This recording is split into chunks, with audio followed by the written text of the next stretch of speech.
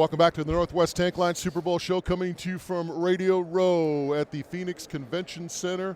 Super Bowl 57, pitting the Philadelphia Eagles against the Kansas City Chiefs. It's the Moj, Bob Marjanovic, along with Chris Burns. And our next guest is a college football Hall of Famer. He's a pro football Hall of Famer, and he is the point man now for the Jaws Ditka Cigar Party, sporting a T-shirt today. The one and only like that. Brian Urlacher. Brian, thanks for stopping by. Yeah, thanks for having me. I appreciate it. Nice to have you on board.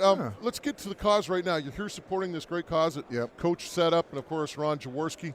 How'd you get involved? So a few years ago, I actually got inducted. They honored me to be in their Hall of Fame. So when I played, I didn't know what it was. I didn't know what the Grand Greats was because they don't talk about it. As current players, they don't tell you, they don't fill you in. And then when I retired, they approached me about it. And then Coach is getting a little older now, so they asked me to be on the board and maybe fill in for him when he can't do some things. I was more than happy to do it. And the cool thing about it now is, like tonight, there's going to be a lot of current players there. Like I said, when I played, I had no idea what it was. So it's cool that some of these guys are going to show up and support the cause. But anything you can be connected to with Coach Ditka is a good thing, in my opinion. So when he asked me to do it, I said, oh, yeah, sign me up. We were lucky enough to meet Coach at the Super Bowl in her infancy, like way back in the early 2000s. And then we really kind of cemented our relationship was the Canucks played the Blackhawks in the playoffs 3 consecutive springs in a row. And we used Ditka's restaurant as our base of operations. We got to know Coach really well. Came up to Vancouver to speak at a couple of banquets, and man, awesome. I love the guy. I mean, that man could tell you how to make broccoli soup, and he'd have a whole room listening to him. 100%. I mean, when he speaks, people pay attention, or anytime you bring up his name or he's coming, people get so giddy, especially in the Chicago area. His clout is huge there, and also NFL circles as well. But yeah, I got a lot of respect for him.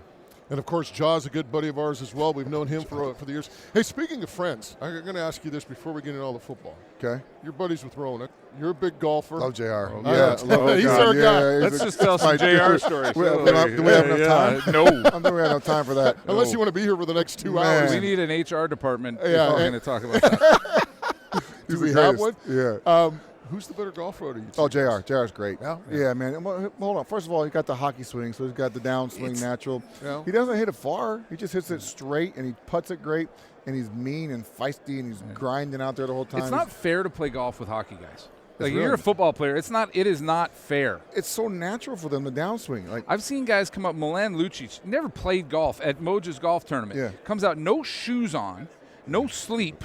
Comes out and just like Happy Gilmore pins it 400 yards. Mike Modano, great golfer as well. Yeah. Mike played 20 years in hockey. Yeah. It's some real.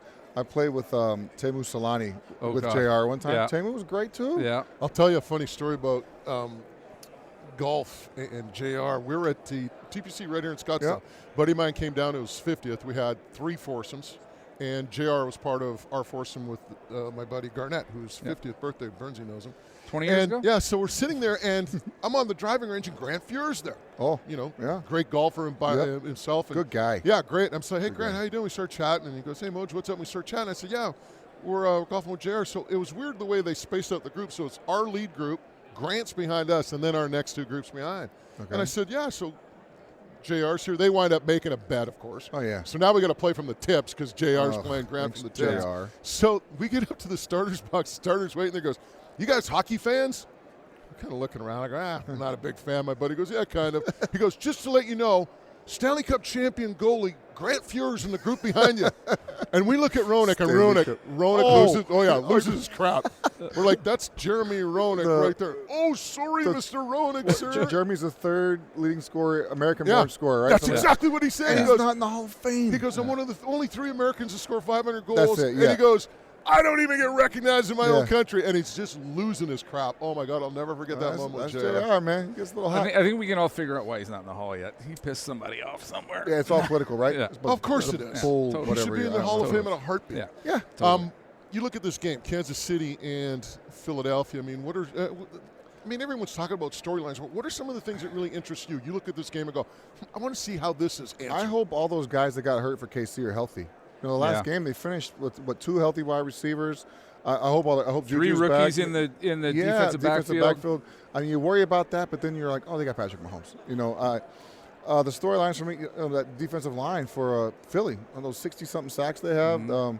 That's so crazy. Here's the way I look at that, though. That most of the games they played this year, they were in the lead. Yeah. They're playing with the lead, so they're rushing the passer a lot more. They got them in passing situations, so they have a chance to get sacks. But it's just hard for me not to believe that Mahomes and Reed are going to figure that out and find a way. And he gets rid of the ball so fast. Yeah. It's tough for me to believe they're going to be good. This just came to me. One of the things we haven't talked about, like we've talked about offensive and defensive lines, we've talked about defensive backfields, we've talked about, backs and receivers and quarterbacks. We haven't talked about the linebackers at all. Like Nick Bolton. Yeah.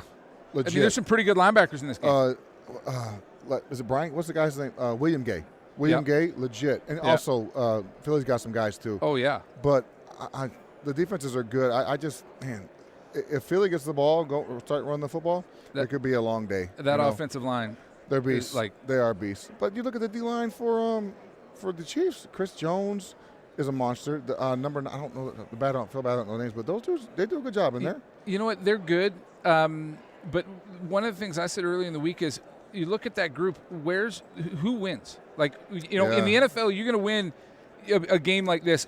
You can scheme everything. Yeah. You got to have dudes that can beat other dudes, right? Yeah, so you look at that matchup for Philly. You look at Philly's D-line versus Kansas City's O-line. There's a bunch of guys that can win there. On paper, there is. You look at Philly's O-line versus Kansas City's D-line. The matchup, the one matchup you might pick is Chris Jones inside against Kelsey, who's a pretty good player. But I think Frank Clark's the most overrated pass rusher in the league. I forgot about Frank. He's good. Who's he going to be? You get him with either Lane Johnson or Jordan Mailata. Who are you picking 10 times out of 10? Obviously, on paper, there's no doubt. Philly the game's paper. over. The game's over. Yeah. Why play? On paper. Well, Mahomes shows up on paper, too. Yeah, he does. But he also so does Andy Reid. He also shows up. There you go. So, on paper, it looks like, up front, D-line, O-line, that they have the advantage in Philly. They may have the advantage on paper, but they still have to play the game. Yeah. Situational football. I know it's Super Bowl week. We're here to talk about the game. We've talked about the game, but I got a guy here that I think I want to talk about the game in general a little bit, because I think you're a guy that changed the game. There's a handful of guys in the last couple of decades of the NFL that changed the game. So in college, you were, sort of a glorified DB, right? You were a guy that came in. I was a free safety. That's what I was. And I believe, was it Rocky Long? Was the coach? Coach Long, who former BC line. Yeah. Really? He played up there? I didn't know that. Yeah. Created a kind of a different position, and so you came into the league as you're not a small guy, but in those days especially, kind of an undersized middle linebacker that they allowed to do more. Well, I was 255. Okay. So you're 255. Well, Okay, I wasn't Levon Kirkland, so I was undersized. I mentioned Levon. You know what? That's exactly who I'm thinking of. I mentioned Levon Kirkland this morning. Okay, so that dude was good. You were not an undersized linebacker, but you were a guy that was asked to do things that, to that point, linebackers were not asked to do. Yes. Right? You were dropping in pass coverage more than 3 yards. The thing I was proud of, I didn't leave the field. Yeah. A lot of guys, we had, even before I got there, Barry, the guy who I replaced, Barry on third down left the field. Yeah.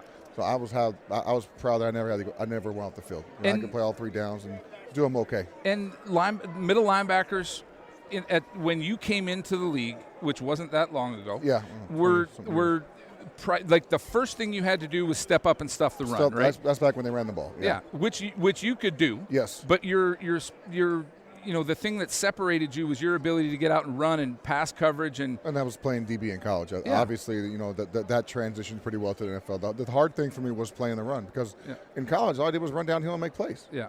I was smashing out downhill, never got blocked, and learning to deal with blockers was hard for me as well. Yeah. Brian, before we let you go, we got the 1 minute signal from your handlers here. We got 1 or 2. She's giving us 2. We got an extra minute. We got forever. All right. I just gave you 2 minute warning. Go ahead. 2 minutes. It's fine. Who do you like and why? I like the Chiefs because of, you can like you said, on the paper, it's Philly up front, Philly on both sides of the ball. But Mahomes, you can't account for what he does. Andrew Reid's one of the smartest coaches in the NFL. He's been around for a long time. He's won a lot of games. Sirianni is a good coach as well. And Dave Tobe, the special teams coach for the Chiefs also coached me in Chicago for 9 years, so I like that dude as well. It's another thing we haven't talked a lot about. Especially one when thing that we want to get into as well, the cigar party. People want more info how to donate or purchase items. I know you got a lot of online stuff. How do they go about it? Jaws and or Ditka Jaws Cigar Party. That's it. Just go on there. I think it's the online website thing. I'm not good at computers, so don't ask me those questions. All right, man. You're good at golf. I'll be there tonight, so go. It's going to be a fun day. I know there's going to be a lot of people there. I've heard over 1,000 people are going. Should be fun. A lot of current players, a lot of ex-players, so it'll be a good time. I asked Ronak for a story. Ollie just come back with a ha, ha, ha, ha. So we'll see what Ronak can tell us. But Great. too little, too late. Yeah, sorry, JR. Too late, guy. Hey, Brian, thanks for doing Thanks this. so much, bro. Appreciate it. Thank you. See We'll you next time. tonight. Thanks for talking to you. Thank you.